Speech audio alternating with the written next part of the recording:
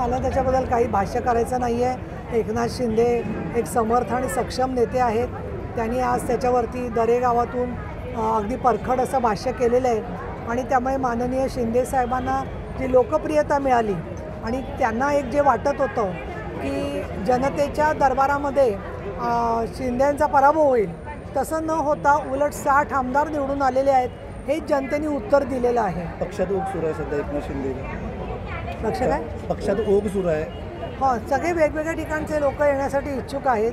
इथून सुद्धा बजरंग पाटील आणि अनेक जण सोलापूर, त्याचबरोबर पुणे अनेक ठिकाणून आलेले आहेत.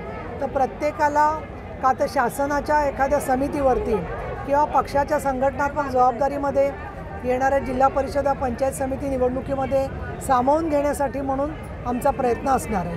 पण मुळामध्ये समाजामध्ये बघा, साधं आता म्हणजे आपल्या इथे तसं होत नाही, परंतु महिला उभ्या असतील तर बरेचसे लोक मी पाहिलेत समाजकंटक त्याच बाजूने जातात आणि चालता चालता सुद्धा धक्का मारणारे लोक आहेत.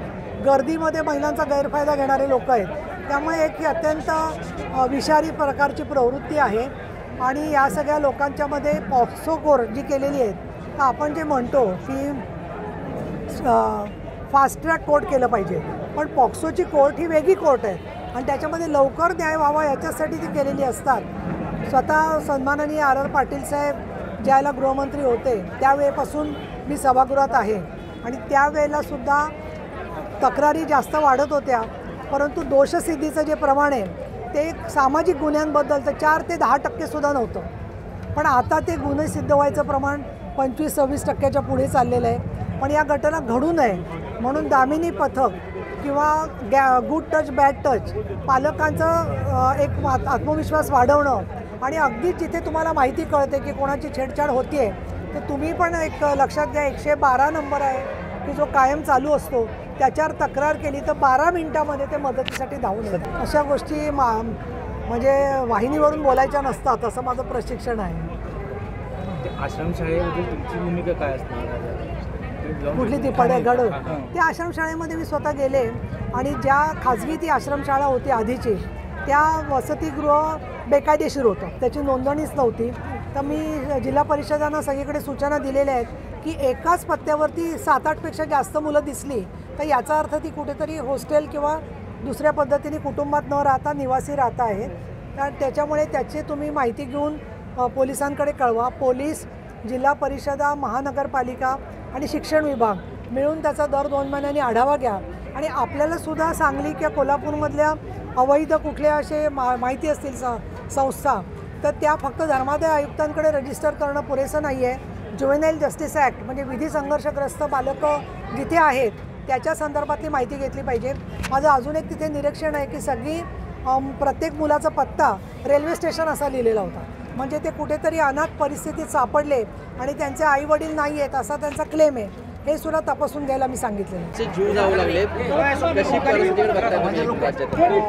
या संदर्भामध्ये मदत आणि पुनर्वसन विभाग तसंच सगळ्या जिल्हा परिषदा आणि महानगरपालिका यांना आढावा घेण्याच्या सक्त सूचना 15 दिवसापूर्वी प्रशासनाने आणि शासनाने दिलेल्या आहेत. माननीय मुख्यमंत्री देवेंद्र फडणवीस आणि उपमुख्यमंत्री एकनाथ शिंदे, उपमुख्यमंत्री अजितदादा पवार यांनी या संदर्भामध्ये आढावा पण घेतलेला आहे.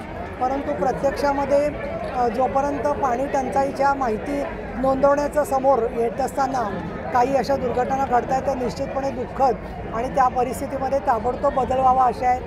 मला असं वाटतं की जिथे जिथे पाण्याची टंचाई आहे तिथे भगिनींना इतक्या लांब जाऊन सगळीकडे पाण्याच्यासाठी वणवण करण्यापेक्षा त्यांना पाण्याची व्यवस्था करून देणं हे जिल्हा परिषदेचं काम आहे, महानगरपालिकांचं काम आहे आणि त्या दृष्टिकोनातून मी सुद्धा लवकरच म्हणजे सोमवारी मंगळवारी त्याच्यावरती आढावा घेण्यासाठी बैठक बोलावलेली आहे. ते बीडमध्ये एका सरपंच वकील महिलेला सरपंचासह 9 जणांनी बेदम मारहाण केलेली आहे, त्यामध्ये सरपंचाला पत्र अशी देखील मागणी सांगते. नाही, मुळामध्ये आपण एक लक्षात घ्या, मी तिडके म्हणून जे ॲडिशनल SP आहेत त्यांच्याशी बोललेले आहे.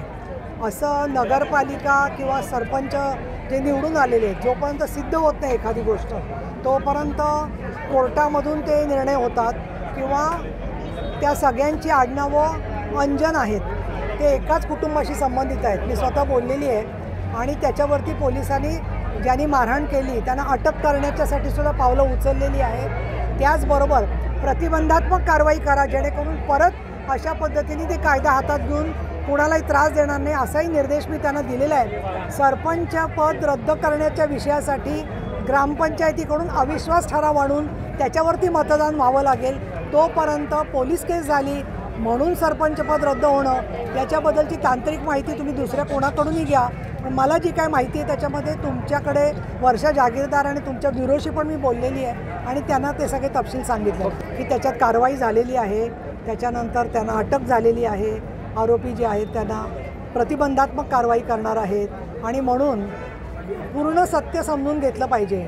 एक बाजू ऐकून त्याच्याबद्दल मीडिया ट्रायल करत राहणं योग्य नाही आहे असं मला वाटतं. मध्ये ज्या दुरुस्त्या होत्या केलेल्या की पुरावा जर का कोणी त्याला बिघडवला तर त्याला शिक्षा मिळेल किंवा दर महिन्यामध्ये जे पीडित आहेत त्यांना कळलं पाहिजे की तारखेचं काय झालेलं आहे. बी समरी रिपोर्ट करून महिला अत्याचाराच्या केसेस या दप्तरी बंद करता येणार नाहीत. या सगळ्या गोष्टींची तरतूद नवीन न्यायदंड संहिते आहेत आणि जर का त्याचसोबत जर का एक रेअरेस्ट ऑफ द रेअर अशा प्रकारचा गुन्हा असेल तर बलात्काराच्या मध्ये प्रसंगी फाशीची शिक्षा पण होऊ शकते. त्यामुळे बऱ्याचशा तरतुदी न्यायदंड संहितेत केलेल्या आहेत. पण तरीही महाराष्ट्राचा गृह विभाग त्यातली एखादी तरतूद राहिली असेल तर शक्ती कायदा परत आणण्याच्यासाठी म्हणून प्रयत्नशील आहे.